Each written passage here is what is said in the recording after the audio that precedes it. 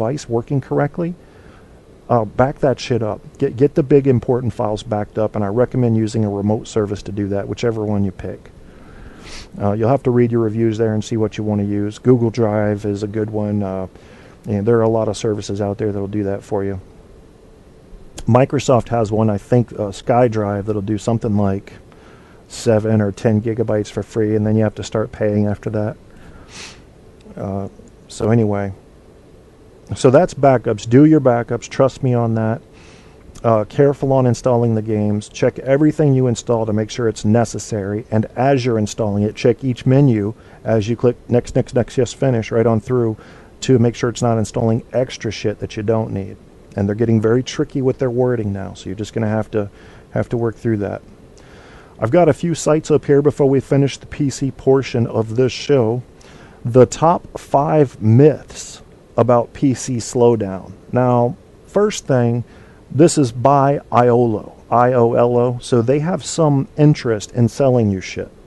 However, what I'm looking at here is pretty accurate.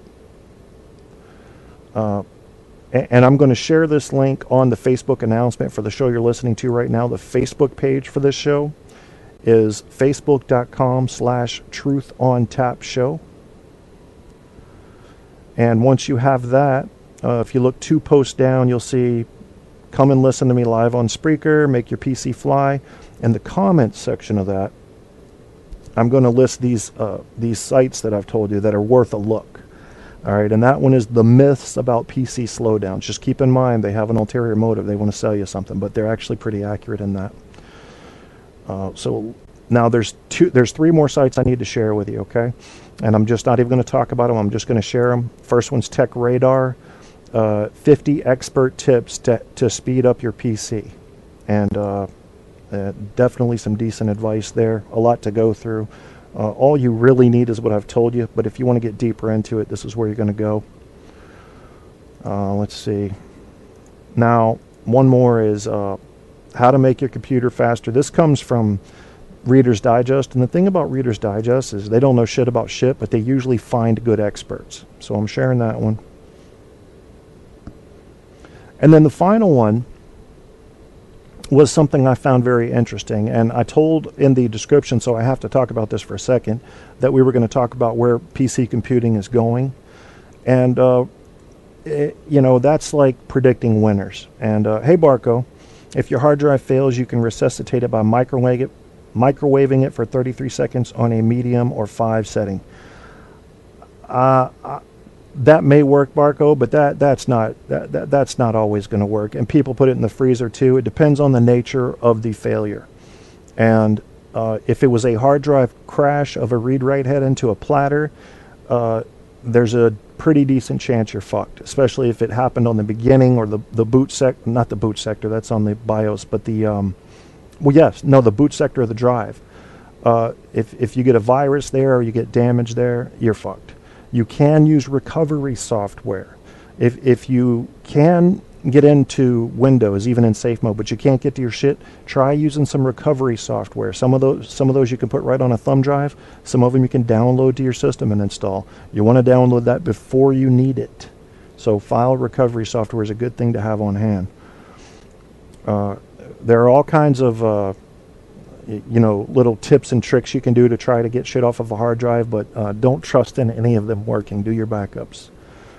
So this was how to make your computer faster. That was by Reader's Digest. They got a link there. I've already posted it. And this was the last one. I said where we're going to talk about where PCs are going. Well, that's a fucking guess. But I have an interesting article up, and it comes from Computer World, and it's called Future Shock, the PC of 2019. And I'm not so sure I agree with everything they say, but I'm going to share it. I wrote an article back in 2002 for what was then a site that's since disappeared called epinions.com. You got paid to write product reviews and stuff. And I used to do a lot of freestyle writing on there and stuff. And it was called My New PC in 2016. Remember, I wrote this in 2001. And I had all kinds of crazy shit in it, you know. One of them was anti-gravitational speakers that floated in the corners of the room. Yeah, well, we're not there yet. I gave us a little bit too much credit. But I was close on one thing, and that was the wires are gone. The wires are gone. We're getting rid of the wires. Nobody likes the cables.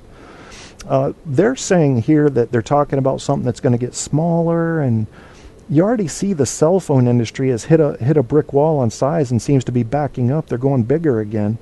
I'm not so sure computers can get a lot smaller. If they do, they're going to need some sort of laser array for a keyboard, which would come out of a little teeny hole and would basically put a keyboard on any surface you can see, and it would measure from your fingertips which key you were pressing, so you're actually pressing on something flat. You may have some projected stuff like that, but I don't know about getting much smaller. If we don't get into laser arrays for display and you know, things that can present false realities, essentially, like holograms, then we can't get much smaller. We can't. We've gone pretty small already, and people have said, okay, look, if I'm going bigger than a tablet, I need a screen I can fucking see. I mean, my new system's 17-inch. You know, that's going bigger, and it costs more to go bigger. So I like a big display. I don't think people are going to change on that. So I don't think we're going to get much smaller when you think about the size of a keyboard. Unless they completely change the layout of the keyboard, it's possible, but people are going to bitch about that.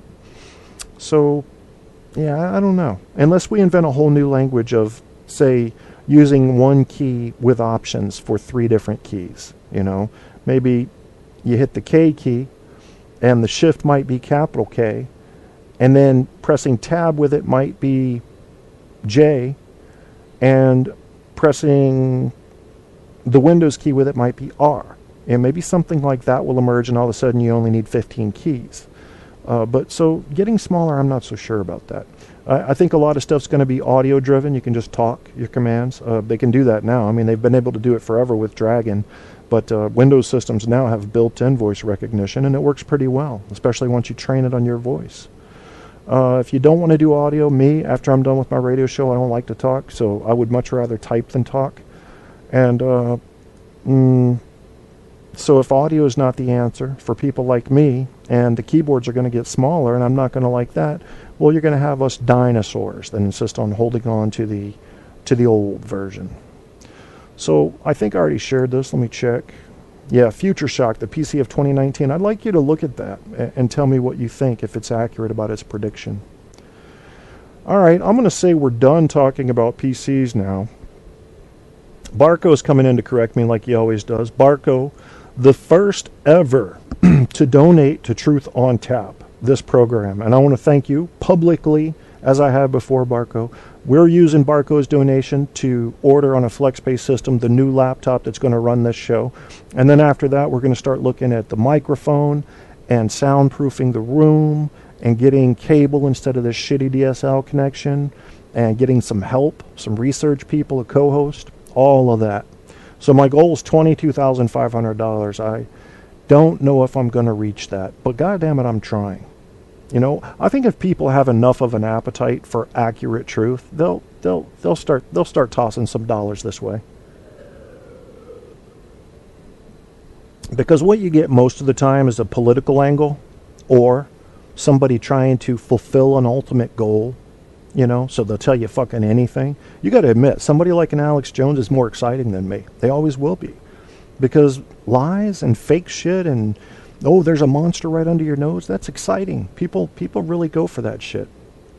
And it's because they want somebody to blame outside of themselves for their problems. It's usually what it comes down to. The second thing is simplicity. If 9/11 was an inside job, well, that makes sense, doesn't it?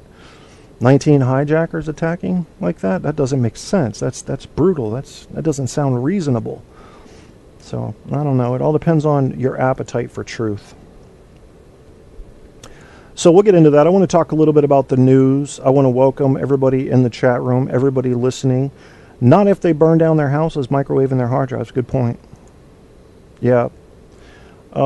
So I am pulling up the news. I heard a little bit more about ISIS today. Did you hear about the kid that ISIS had and released? So I don't know where this kid's from because my girlfriend was listening to the video on YouTube and I could just hear it. But this kid got out and said ISIS is doing the right thing. They made us watch videos, this kid said, to show that they only execute people who have done something wrong or who are infidels. And the kid said they were right. they did the right thing. So look how fast they warped his little fucking 8-year-old mind. They're not going to have any problem recruiting, but I still think that they have no organization, and for that reason they're going to fall apart. They probably already have. I honestly think if we hit the leadership, this one's just going to disintegrate. These are leftover terrorists, folks. They didn't get on Al-Qaeda's train quick enough before Al-Qaeda went really underground, and they're looking for a gang to join. What's this? Prophet Muhammad, Allah? Okay, yeah, I'll join that. What do we do? Go shoot up people. Okay, I can show me how to shoot real quick. Is that how you do it? Well, wait, how do you blow yourself up? Because I saw some people do that. You just strap it on, click the thing. Okay. Okay, well, send me somewhere. Send me to a mosque. I'll blow some shit up. Yeah, Allah Akbar. Fucking idiots.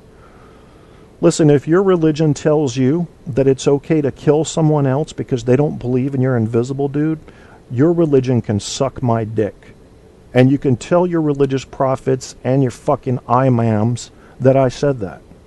Fuck your religion and fuck you. If it's okay in your religion to kill others because they don't believe in your religion, I hope your religion chokes on a goddamn giant carrot. That's what I hope happens. Yeah, I'm not down with that. Sorry, but it bothers me. It really does. Yeah, I know. I'll get the death threat starting tomorrow. I don't give a fuck. I've had them before. People from Alex Jones' page say he's Illuminati. He's trying to steer y'all away from Alex Jones because he's Illuminati. Well, I guess that's a reasonable concern, but of course they believe that without any critical thought. Oh, it's got to be the bad guy. He disagrees with Alex. I'll tell you something. You show me somebody that agrees with everything Alex Jones says, and I'll show you somebody that at a minimum has a neurotic condition that they need counseling and medication for, and at most could be psychotic. Watch out for those people. If you have people coming to you talking about all the conspiracies the government's got against you, you have somebody who's unstable and easily convinced on your hands. Chances are that person, if you know that person, I'll bet you also know somebody who has ordered a lot of products after midnight off of the TV. Yeah, interesting correlation, wouldn't you say? Not that hard to figure out. Really not. I'm going to let you do that math. Oh, let's see. So what are we going to talk about? We're going to talk a little bit about, well, my friend Chris Crash Jesus from HTLA Radio 1 out of New York. Great radio show host. Him and his wife do some fun shows. Hi, Andrew. Welcome, Andrew, from Australia. Guy Shea says the perfect T-shirt. Oh, yeah. Hey, I think we should. I'm going to get one made. Everyone knows 23 is the mark of the Illuminati. That's me. Yeah, that's me. I put the I in Illuminati, you know. Not both of them, just the first one. You can't have Illuminati without I. But there's no me in Illuminati. See, that's a dichotomy in thought. Fucking idiots. I'm sorry. People that buy into that shit are just weak. And I'm not saying all conspiracy theories are shit. You guys know that. I'm not entirely opposed to looking really hard at UFOs and what has been hidden, because that's real shit. That's shit that comes in the world of physics that you can see and get on videotape and get photographs of. And some of those photographs, a few % of them, are legitimate, are not faked. And that's something worth looking at. What the fuck was that? But to automatically assume that because I see something flying that I cannot identify, that must mean alien life, that's a hell of a leap, my friends. There are so many other things you should look at first. And then if you rule all those out, yeah, we could be talking about alien life. I know UFOs are real. We're monitoring your broadcast to better understand the Illuminati mind. Illuminati, that's me. Yep, you spelled it right there. Fuck the Illuminati too. You know, these highbrow organizations that think they're, even if they think they're in control of running the world, fuck them. Fuck Skull and Bones. I'm so tired of these little groups thinking they should have power over everybody else. And most of them don't. They just think they do, and they love the kind of shit that an Alex Jones will put out there because it knocks them up the rankings in elite groups and groups that have power that you should be really scared of and intimidated by and therefore respect. Fuck them. Oh, you know what they did?